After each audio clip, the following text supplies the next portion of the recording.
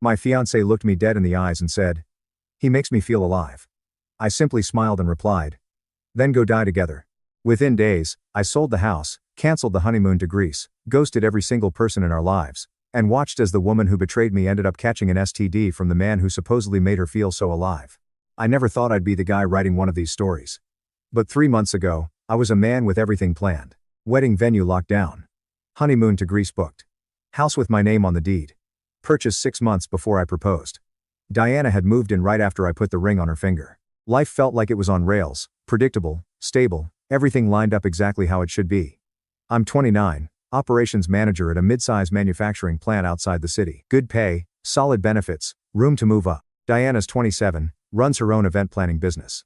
We met through work. She coordinated our company's holiday party 3 years back. We clicked. She was organized, ambitious, funny, made sense on paper, made sense in practice, or so I thought. The house was mine, my down payment, my mortgage, my name on everything. Diana contributed to utilities and groceries, but the asset was locked under my ownership. I'm not stupid. I'd seen enough of these posts on here to know you don't buy a house with someone you're not married to yet. She understood. Said she appreciated how responsible I was. That should have been a red flag right there. When someone compliments you for being responsible, it usually means they're not. 3 months before the wedding, everything paid for. Deposits down.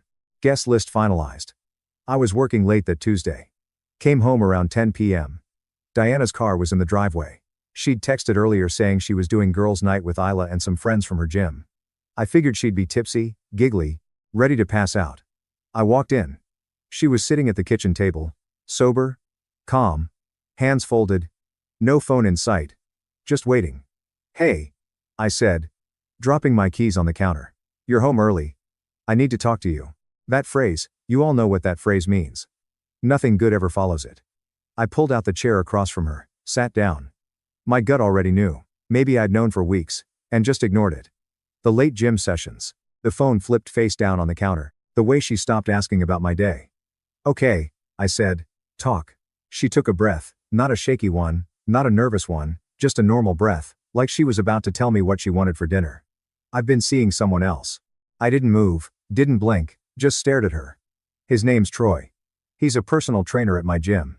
It's been 2 months. She paused and I swear to God, she looked almost relieved like she'd been carrying a secret and finally got to put it down. "And I need to be honest with you. He makes me feel alive." Alive. That word. Like I was some kind of slow death she'd been suffering through. Like 3 years, a ring, a house, a future we'd built together was just existence. And this guy with a gym membership and a protein shake was life itself. I didn't yell. I didn't ask questions. I didn't demand details or beg her to explain. I just looked at her, really looked at her, and I realized I was staring at a stranger. 10 seconds of silence. She shifted in her seat, opened her mouth to say something else. I spoke first, "Then go die together." Her face froze. "What? You heard me." I stood up. Pushed the chair back in. "Go die together." "Wait. Can we just..." "No." I walked to the bedroom. Didn't slam the door. Just closed it. Calm. Controlled. Conversation over. Relationship over. I heard her moving around in the kitchen. Heard the couch springs creak as she sat down. Heard her crying softly, though honestly, it sounded performative, like she expected me to come running out to fight for her, to play the role of the devastated fiancé begging for another chance. I didn't. I lay in bed staring at the ceiling. Didn't cry. Didn't spiral. My brain wasn't processing emotion. It was processing logistics. The house, the wedding, the accounts, the ring. Every single thread that tied me to her needed to be cut fast, clean, no room for second guessing. She wanted to feel alive. Fine. I was about to show her what consequences felt like. By sunrise, I knew exactly what I was going to do. I woke up at 6 a.m. Diana's side of the bed hadn't been touched. I walked out to the living room. She was gone. There was a note on the kitchen table. "We need to talk when you're ready. I know you're hurt, but please don't shut me out. D." I crumpled it up and tossed it in the trash. Coffee, laptop, spreadsheet. I opened Excel and started typing. House, wedding venue, honeymoon, joint account, engagement ring, mutual friends, family. Each item got its own row. Next to each one, I wrote the action required and a deadline. Everything needed to be done within 7 days, maybe less. First call. Realtor. It was 8 a.m. when I dialed. "Hey, it's me." "Yeah, I know it's early. Listen, I need to list the house today if possible." She asked if everything was okay. I said it was. She asked if Diana knew. I said it didn't matter. My name. My property. She paused, then said she'd have the paperwork ready by noon. I priced it slightly under market value. I wanted it gone fast. Losing a few thousand was worth the speed. 10 a.m. Called the wedding venue. Hi, I need to cancel the booking for October 12th. The coordinator sounded confused. Said we'd lose the deposit. I told her I understood. She asked if we wanted to reschedule. I said no. She asked if Diana knew. I said yes. That was a lie, but it moved things along. Cancellation confirmed. 10:30 a.m. Called the travel agency. Honeymoon to Greece. Flights, hotels, the whole package. Cancel everything. Same questions. Same deposit lost. Same lack of hesitation from me. Done. 12 p.m. I drove to the bank, pulled every dollar I'd contributed to our joint account. It was about 70% mine anyway. I made more, contributed more. Left her portion untouched. Closed the account entirely. Texted her from the parking lot. Take your half. We're done. She responded within seconds. Please, can we just talk? I made a mistake. I'm confused. I didn't reply. Didn't even read the rest of her messages. Just turned off notifications for her number. 2 p.m. Jewelry store. The ring had cost me $8,000. The jeweler offered store credit. I took it, bought nothing, cashed it out at a slight loss. Didn't care. The ring was gone. That's all that mattered. My phone kept buzzing. Diana called 6 times between noon and 4 p.m. I declined everyone. Then her best friend, Isla, started calling. Declined. Isla texted. You're being immature. Diana deserves a conversation. You can't just ignore her. Blocked. By 6 p.m., I'd gotten calls from 3 more mutual friends. All blocked. I wasn't interested in explanations, apologies, or mediation. There was nothing to mediate. She cheated. I left. Simple.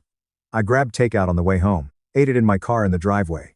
The house felt contaminated now. Every room had her in it. Her shoes by the door, her hair products in the bathroom, her stupid decorative pillows on the couch. I'd deal with all of it soon enough. I walked inside, tossed the takeout container, grabbed a beer from the fridge, turned on the TV. Some action movie I wasn't paying attention to. Just needed noise.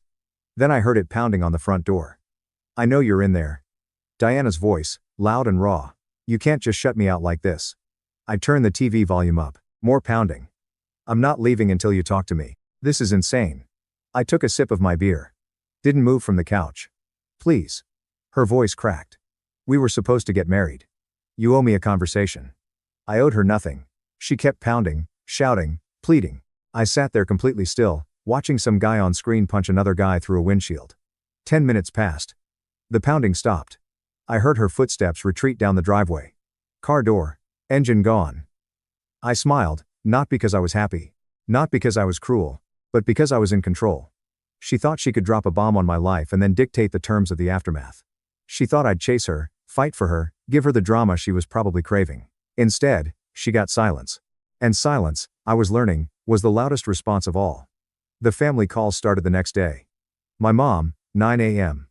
Diana's mother called me crying. She says you sold the house without telling anyone. What's going on? We're done. Don't contact me about her again. I hung up. She called back twice. I declined both times. Then sent a text. I'm fine. I'll call you when I'm ready. Do not bring up Diana. Then I muted her number. Not blocked. Muted. I deal with my family later. Just not now. Diana's father tried calling that afternoon. Blocked immediately. I didn't owe him an explanation. His daughter made her choice.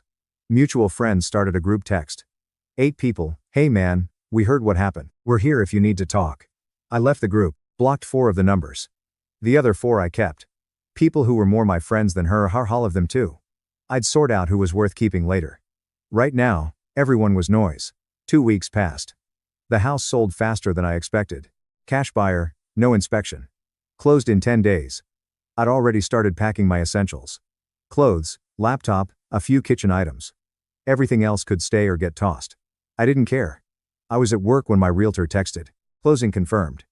Congrats, I didn't tell Diana. Didn't see the point. That evening, I was at my new apartment, small 1-bedroom, minimalist, when my phone rang. Unknown number. I almost didn't answer, but something made me pick up. You sold the house? Diana's voice shaking. You sold our house. How'd you get this number? I went there today with my key. It's empty. There's a lockbox on the door. What the hell did you do? My house? My name?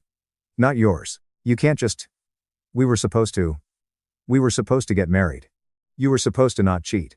Guess we're both dealing with disappointment. I hung up. Blocked the number. She called 13 more times from different numbers over the next hour. I blocked every single one. The next morning, she was waiting outside my work. I saw her car in the parking lot as I pulled in. She got out the second she saw me.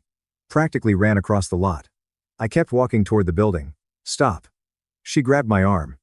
I pulled it away. Kept moving. She stepped in front of me. You sold our house without even telling me. My house. I live there. Past tense. Correct. Her eyes were red. Makeup smudged. She looked like she hadn't slept. Part of me, a very small part, almost felt bad. Almost. You can't do this, she said, voice rising. You can't just erase me from your life like I never existed. Watch me. I made a mistake. People make mistakes and people deal with consequences. You wanted to feel alive, right? I stepped around her. How's it feel now? She stood there, mouth open, like I just slapped her. A few of my coworkers were watching from the entrance.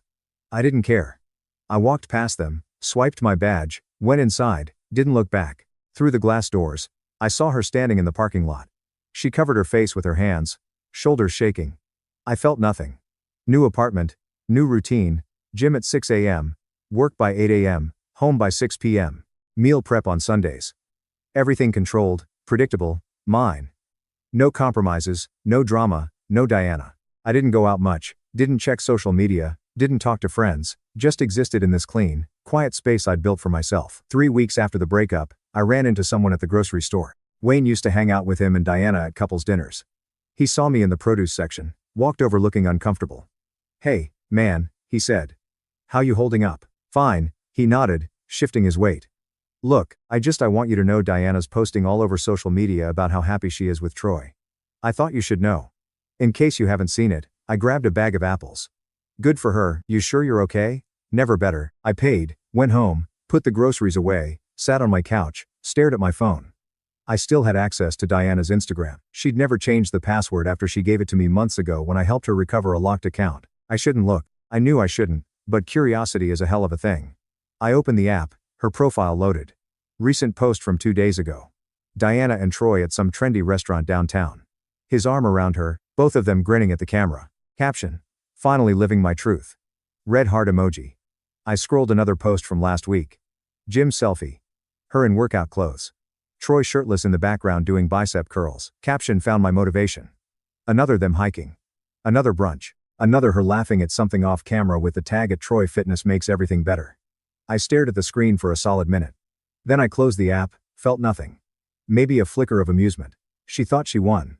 She thought she traded up. Let her believe it. Let her post about it.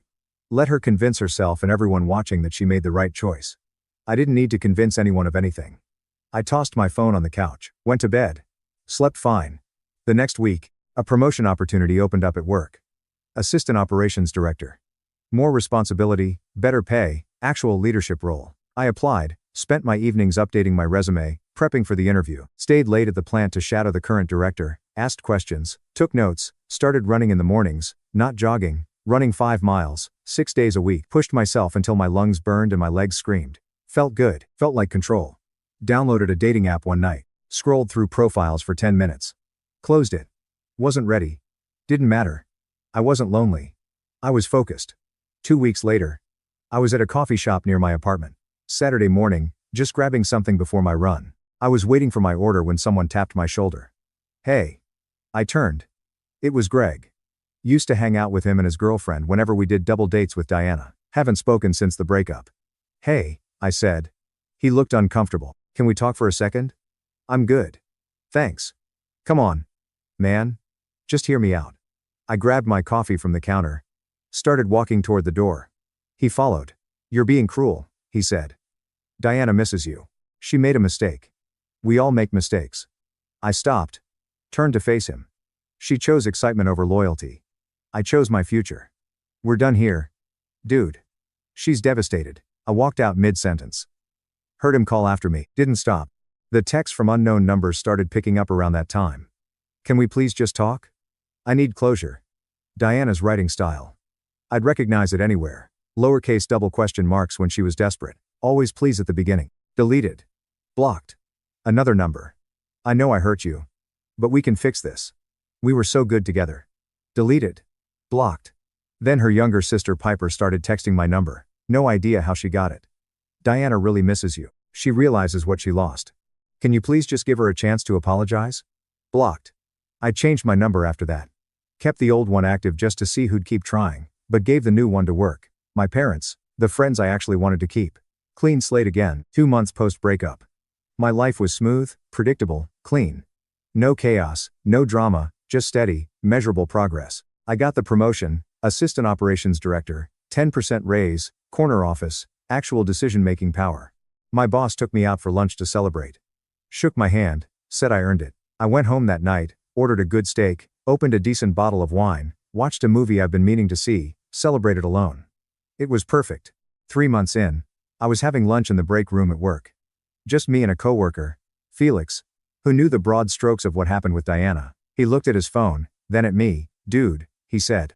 I heard something about your ex through my girlfriend. I kept eating. Okay. Apparently crap hit the fan with her and that trainer guy. Like bad. I raised an eyebrow, but didn't say anything. Felix leaned in. I'll text you the details. It's pretty rough, man. I nodded, finished my sandwich, wiped my mouth. Cool. You good? Yeah. I went back to my office, closed the door. My phone was on my desk. Felix's text had already come through. I could see the notification. I didn't open it. Just kept working, finished a report. Reviewed some production metrics, responded to emails. 2 hours later, the notification was still there. I picked up my phone. I opened Felix's text. So, apparently Troy gave Diana chlamydia. She confronted him about it and he ghosted her, blocked her on everything. Now, multiple girls from the gym are coming forward saying he did the same to them. It's a whole mess. My girlfriend knows one of them. Thought you should know.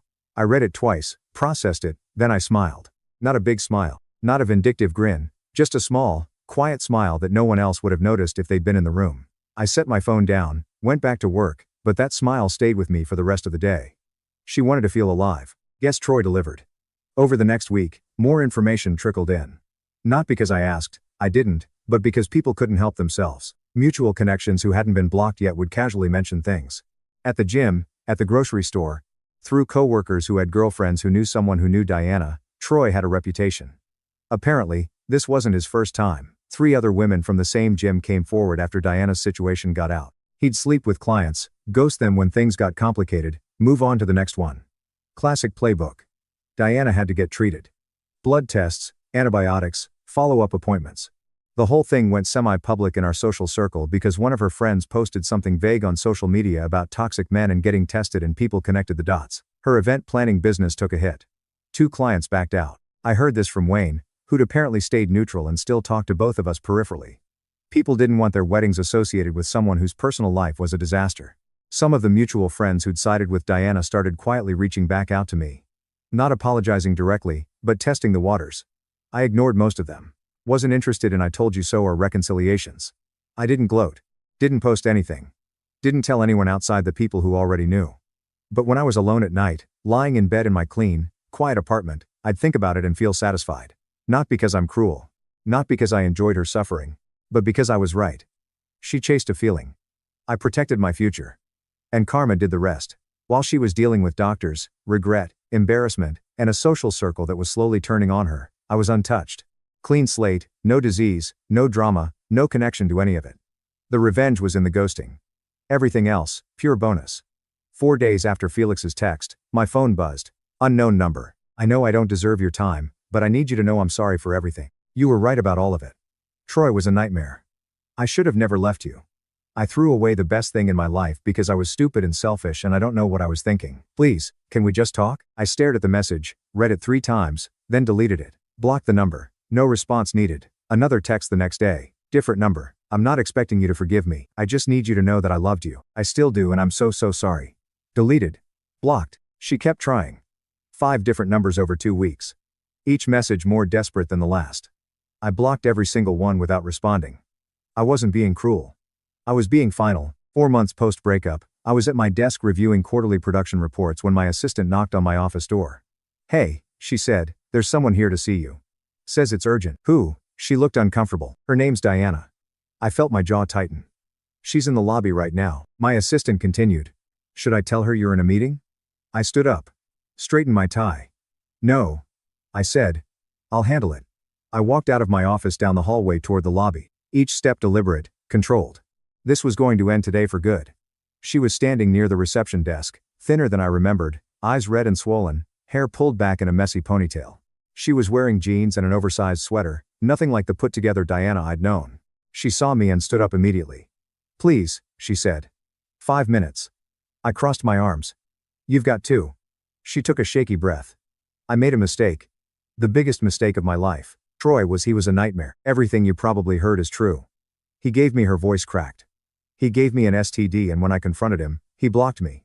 Just disappeared like I was nothing. I said nothing. I know what I did to you. She continued. I know I destroyed us. But you were my future. You were everything stable and real and good, and I threw it away because I was stupid and selfish and chasing something that didn't even exist. Still nothing from me. I'll do anything. She said, tears starting therapy.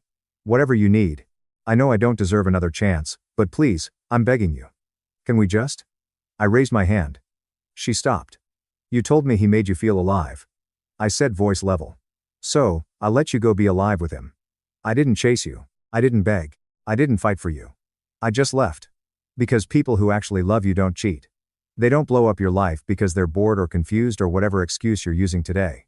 I know I'm not finished. My voice stayed calm, cold. When everything fell apart with Troy, that wasn't my revenge. That was just consequences. I didn't need to destroy you. You did that yourself. She stared at me, realization spreading across her face. I didn't warn you about him. I continued. I didn't interfere. I didn't care. Because the second you chose him, you stopped being my problem. And watching you learn that the hard way. I didn't plan that. I didn't cause it. I just wasn't there to catch you when you fell. But I love you, she whispered. No, you loved what I gave you. Stability, security, a plan, a future. But you didn't love me enough to protect it. So you don't get it back. You don't get me back. You get nothing. So that's it. Her voice rose. After 3 years, you just walk away like I meant nothing. I looked at her, really looked at her, and felt absolutely nothing. No anger, no bitterness, not even pity. I already walked away, I said 4 months ago. This conversation is just a formality. I turned and headed back toward the hallway. Please. She called after me. Don't do this. I didn't stop. Didn't look back. The door to the office area closed behind me, muffling her voice. My assistant stood near her desk, eyes wide. She's leaving, I said. If she comes back, call security. I walked back to my office, closed the door, sat down at my desk, exhaled. It was over. Finally, completely over. 6 months later, my life looked nothing like it did before. The apartment wasn't temporary anymore. I'd furnished it properly, minimalist, clean. Everything exactly how I wanted it. No compromises, no decorative pillows, no shared decisions. The promotion stuck. I was good at my job, got better at it. Started getting recruited by other companies. Turned down 2 offers because I liked where I was. Started dating casually. Nothing serious yet, but I wasn't closed off to it anymore. Met someone at a coffee shop. Went on a few dates. It didn't work out, but that was fine. I was in no rush. Ran into Isla at a bar downtown one night. She saw me, walked over, looked genuinely apologetic. Hey, she said, I just want to say I'm sorry for everything, for defending her, for giving you crap. I was wrong. I nodded. Appreciate that. You doing okay? Never better. She smiled. We talked for a few more minutes, then went our separate ways. No hard feelings, no drama. Just closure. I heard through Wayne that Diana moved back home with her parents. Still trying to rebuild her business. Still single, still dealing with the fallout of her choices. I felt nothing when I heard that. Not satisfaction, not vindication, just nothing. She wasn't part of my life anymore. Wasn't even a memory I thought about unless someone brought her up. I'm writing this now because someone asked me how I got over it so fast. How I moved on without falling apart. The answer is simple. I didn't stick around long enough to fall apart. She wanted excitement. I chose control. She chased a feeling. I protected my future. And when it all burned down, I walked away without a single scar. Karma did what I didn't have to. That's how you win. By not staying long enough to lose. Thank you so much for watching until the end. If you really like our videos, please don't forget to like, share, and subscribe. Have a great day.